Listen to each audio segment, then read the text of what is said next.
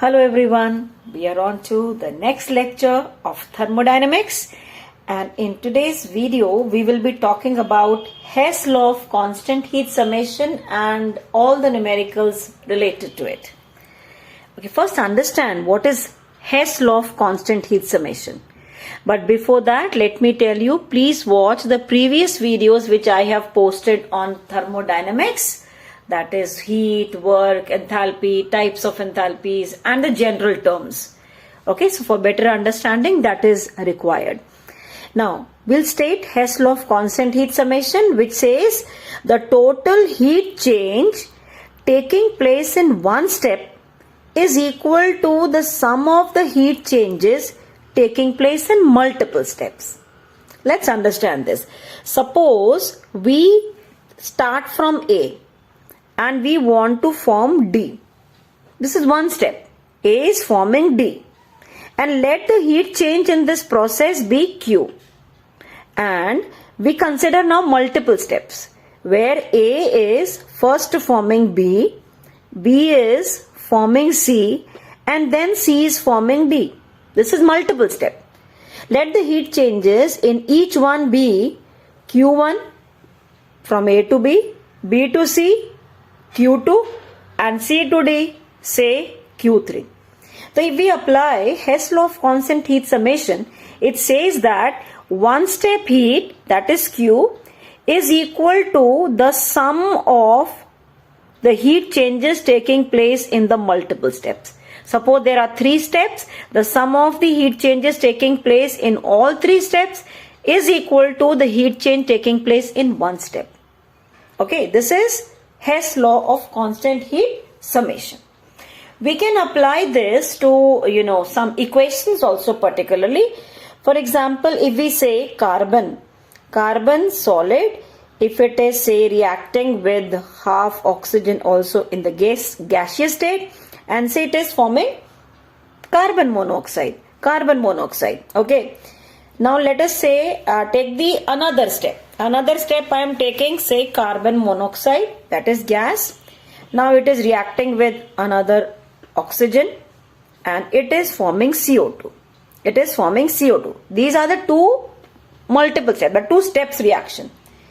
The heat change that is taking place in the first step in form of delta H, if we are writing in the minus, it means it is exothermic. It is 110 kilojoules per mole. This is the enthalpy change in first step. And in the second step, the enthalpy change is minus 283 kilojoules per mole. This is in the second step. If we add these 2 equations, we can cancel out this CO and CO. We can add up this half as 1. So the overall equation what you are having is C plus O2 in the gas state is forming CO2 in the gas state. What will be the heat change taking place in this? It will be the sum of the 2 heat changes. So you can add them up and write. It will be 3 minus, of course, because it is liberated, 393.5 kilojoules per mole. Did you understand that? What is Hess law of constant heat summation? Heat change taking place in one step, that is this, is equal to the sum of the heat changes taking place in the multiple step. This is the general example I have given you, and here I have given you the specific one with respect to one particular example. Now actually we can apply this Hess law of constant heat summation in lot of calculations. So let's see that now.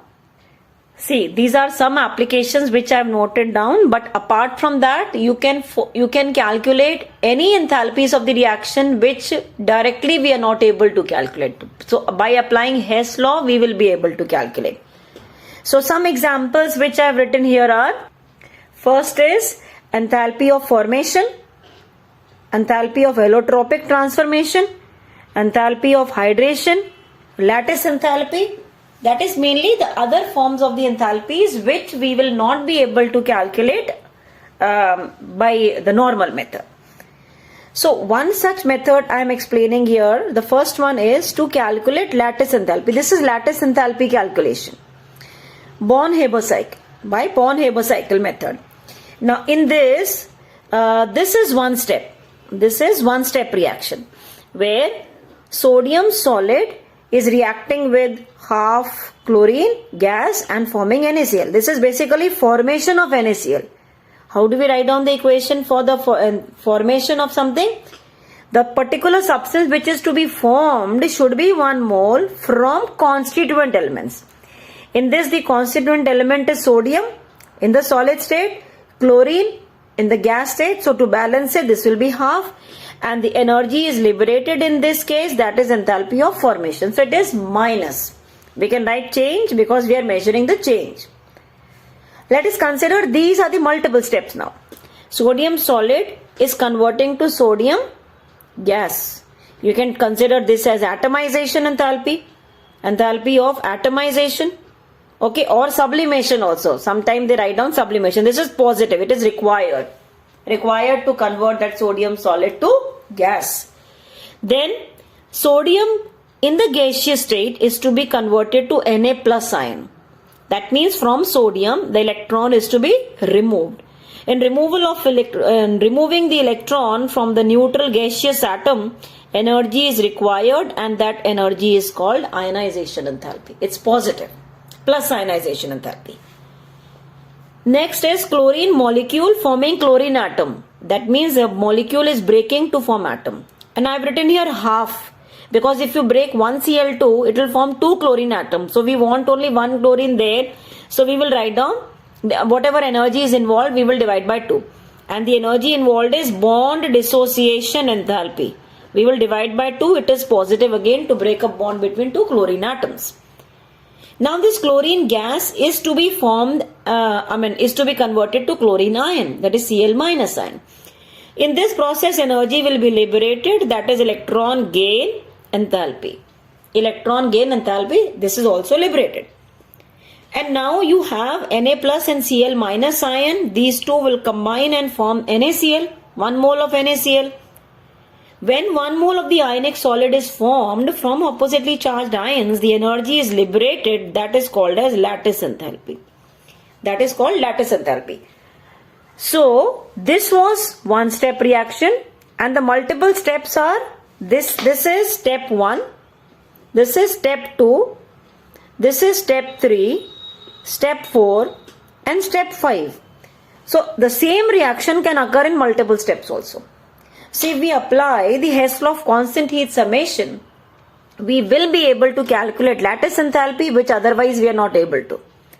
So how are we applying the Hess law? One step heat, that is, one step heat means minus enthalpy of formation, one step heat is equal to the sum of enthalpies in multiple steps. That means that is equal to plus enthalpy of atomization plus ionization enthalpy plus bond dissociation enthalpy by 2.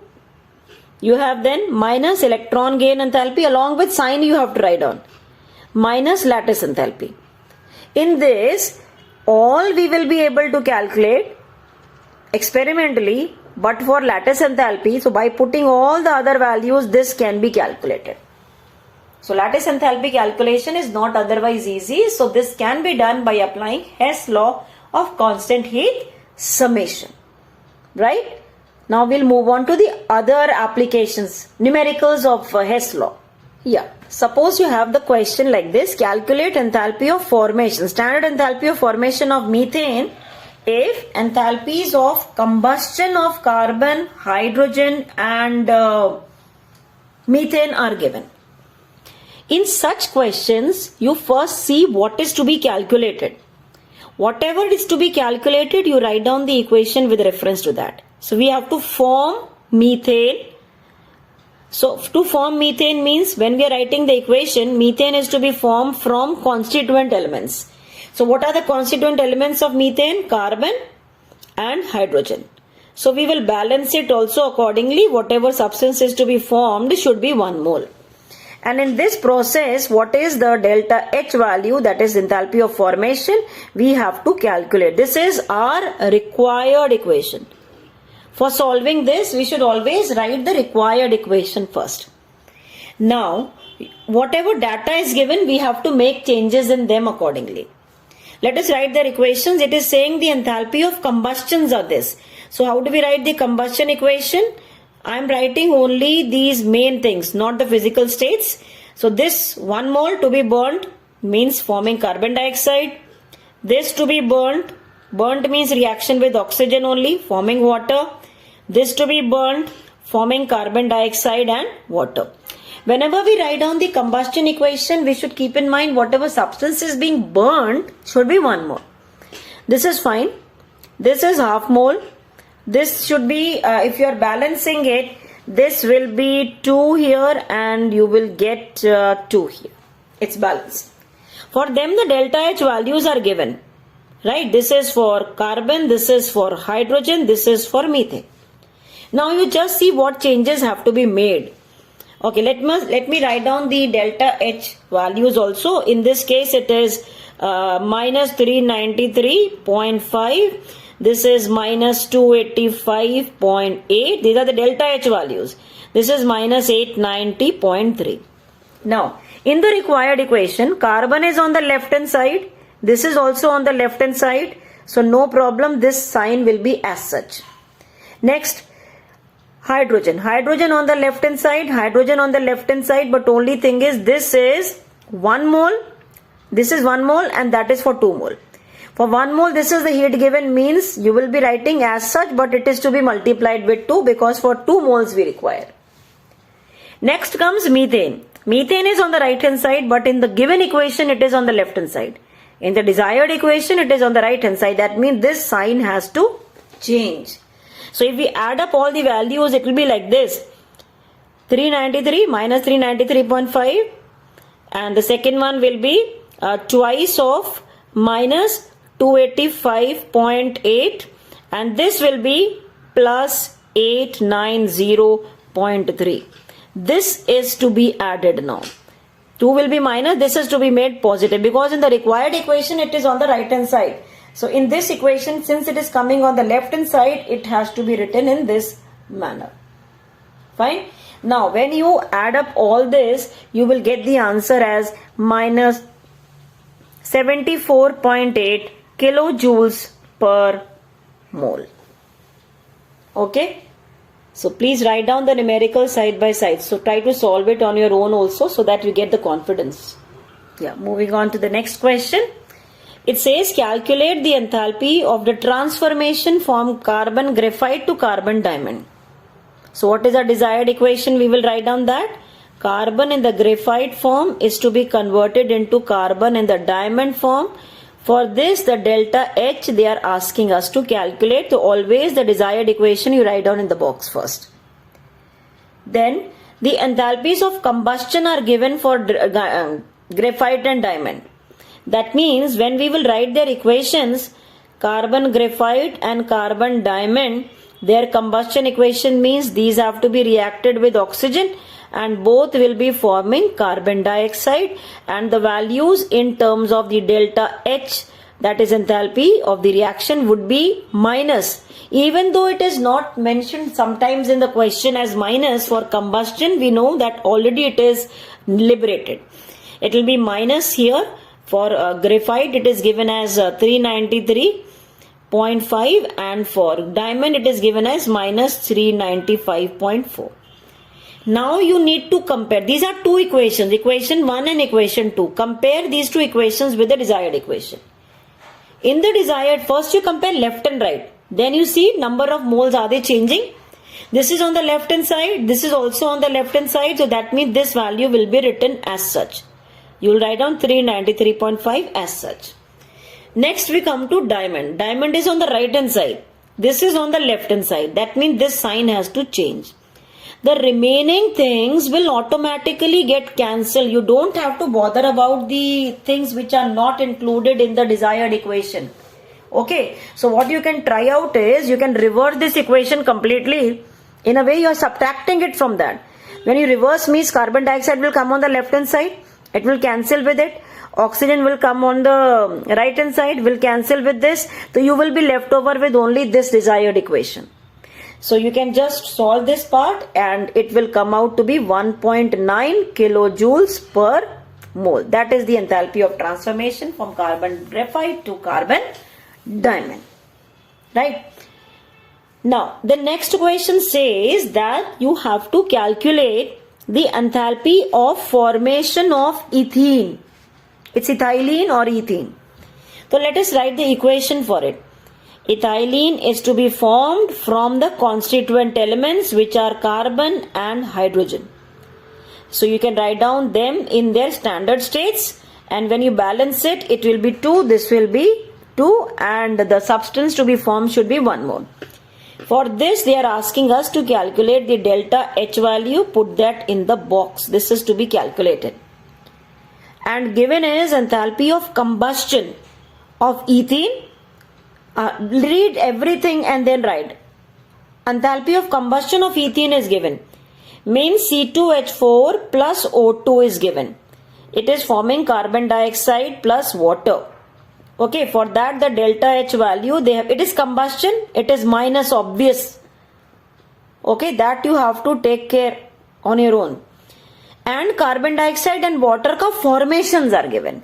That means carbon dioxide and water are to be formed from their constituent elements. In a way it was combustion only. Sorry, this is O2. In a way this was combustion only, but they have given as formation. Right? So because this is formed. But even if you are comparing this as the enthalpy of combustion of carbon and hydrogen, then too the values will be same. The equation also will be same. And what are the values given for them? So these values we know these are also combustion, means obviously you will have to take them as negative. This will be minus 393.3 and this also will be minus 286.2. You can pause the video and try to do the numerical on your own also. Now what you do is you have to compare with the desired equation, right? This is desired equation. Start seeing each element. Carbon. Where is carbon? Second equation. This is 2 mole, this is 1 mole. Okay, so that means for 1 mole this is the heat, for 2 mole it will be double. Means 393.3 is to be multiplied with 2. First step. Go to the next one now. H2. This is on the left hand side. Where is H2? Third equation. In the third, this is for 1 mole, that is for 2 mole.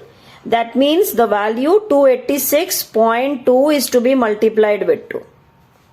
Now let's go to this one. This is on the right, this is on the left. 1 mole, 1 mole. So sign has to change. This is 1410. Got it? So now you will have to add up all the values. So what answer will you get here is 51. When you solve it, you will get it as 51 kilojoules per mole. 51 kilojoules per mole. It's 51. Clear till here? The next question, it says calculate enthalpy of hydration of copper sulfate. Enthalpy of hydration of any substance means this anhydrous substance is to be added with the required number of the water molecules such that it forms hydrated salt. And for copper sulfate, we know the 5 water molecules have to be associated with it. For this, delta H is to be calculated. This is to be calculated. What is given? Enthalpy of solutions are given. Enthalpy of solution means this is anhydrous. Left hand side, this is anhydrous. Okay, so this enthalpy of solution means anhydrous copper sulfate is to be added with water. I mean, water is to be added to it. So much excess such that it does not make any heat change further when you add water. So it is forming aqueous copper sulfate. Anhydrous copper sulfate has formed aqueous copper sulfate. For that, the delta H value they have given as minus 66.5. And for copper sulfate pentahydrate also, the enthalpy of the solution is given. That means you will have copper sulfate dot 5 water molecules, and of course it is again aqueous only, and in this case the delta H value is given as plus 11.7. These are two equations, equation 1 and 2. Looking at these two equations, you have to make changes. Looking at the desired equation, you have to make the changes here.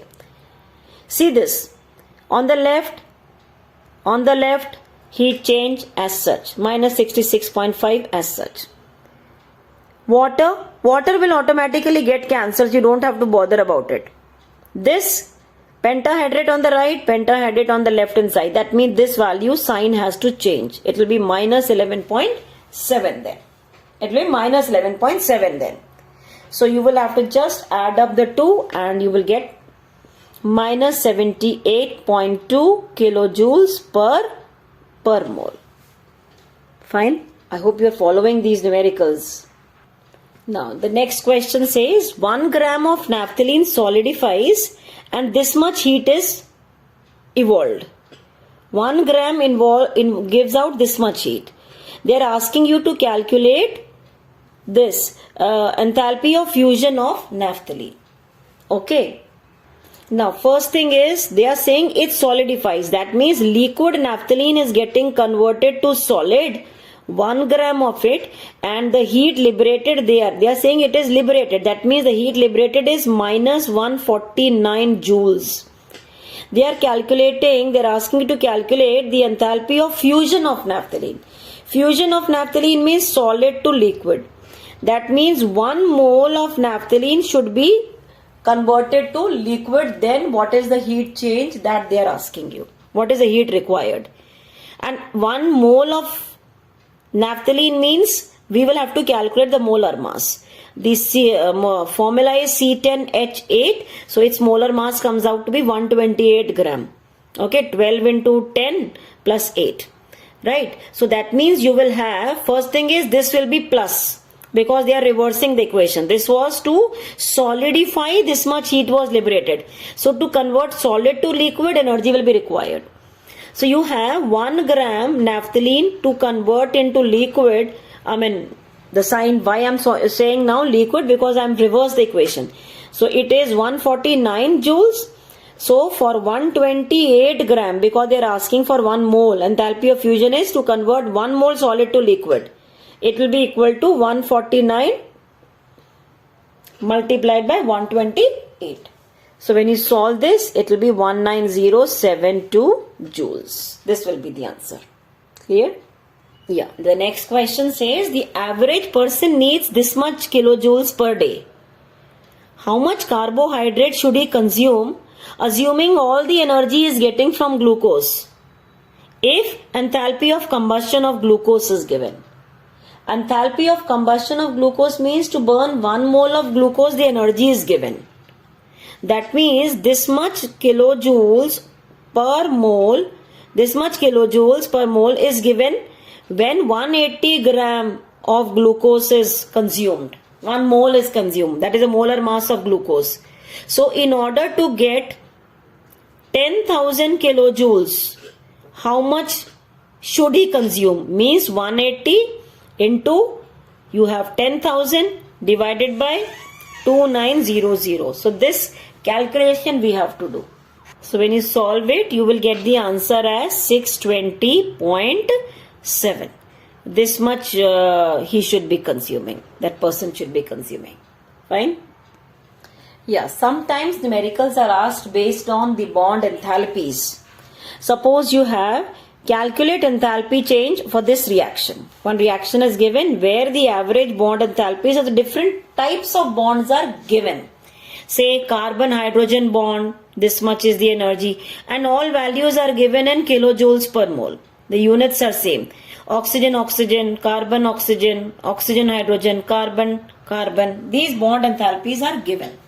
So what we have to do is, you keep one thing in mind, whatever bonds come on the left hand side, that is on the reactant side, they are breaking. Reactant side bonds are breaking, so that will be always positive. And the product side bonds are formed, so they will be always taken with the negative sign.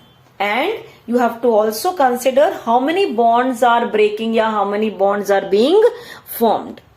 For example, now you start with each one. This, whatever bond enthalpies are given, go on counting them. Carbon-hydrogen. Where is carbon-hydrogen bond? On the left hand side. How many carbon-hydrogen bonds are there? For this you can open up the structure and see. For this one, This side one hydrogen, this side another hydrogen. One hydrogen, so 4 are there. That means left hand side I said positive. That means this value you are going to take the same and you will be multiplying with 4. So what you will do is you will write down the value as plus, that is 4, 1, 4, and you are going to multiply with 4 because 4 such bonds are being broken. Plus now, you will go on adding all with whatever plus and minus sign. Oxygen, oxygen. Oxygen, oxygen double bond is on the left hand side and 3 such bonds are there. So you will write down 3 into 499. This bond is also breaking. Go to the next bond, CO bond. CO bond is coming there on the right hand side. If you open the structure, it is C double bond O, double bond O. There are 2 and in each CO2 there are 2 bonds. Because if you open the structure of CO2, it is like this. You are having each molecule में 2 CO bonds. And overall there are 2 CO2s. That means you will be writing plus how many such bonds are there? 4 such bonds, and the value you will write down with the minus sign. So that means when you open the bracket, this will be minus. But I am writing the minus part with the energy so that you don't go wrong. Then go to the next one, OH. OH bond is there in water. Water also has 2 OH bond, each water molecule, and there are 2 such water molecules, so 4. So you will write down plus 4 into, this is also formed, so minus 460. Right? Carbon-carbon bond. Carbon-carbon bond, double bond is there on the left hand side and there is 1 such bond. So that will be written with the positive sign. So the value is 619. You will just count the number of the bonds of each type which are breaking, which are being formed, and then you will have to add up the values. Okay. So when you solve it now, you will get it as 964 kilojoules per mole. Fine. So any numerical based upon the bonds also, it will be easy for you to calculate. Now last 2 numericals we'll discuss, though the video is becoming little long, but I just wanted to cover all types of numericals in this video only. The question says calculate enthalpy of reaction when ammonia is oxidized. And this is the equation given, and enthalpy of formations are given. Whenever enthalpy of formations are given and you are asked to calculate the standard enthalpy of reaction, you will be doing sum of the enthalpies of formations of the products minus sum of the enthalpy of formation of the reactants. That means what are the products here? Products minus reactants, and of course along with the coefficients which are given. So what is the value? I am just writing the values directly. The products are these 2. So whatever value they have given for water, that into 6. That means 6 multiplied by minus 241.8. This value plus another product is this 4. And for NO, what is the value given? Just copy down that. This minus, this is for the reactants, the products. Now for the reactants, this is oxygen, and for the enthalpies of the formations for the elements, for the molecule like O2, N2, H2, Br2, this is all 0. So this is not to be included. Now for ammonia, there are 4 moles, so 4 multiplied by this minus 46.2. So you have to just solve this part. This also you can put it like this in the bracket and solve it.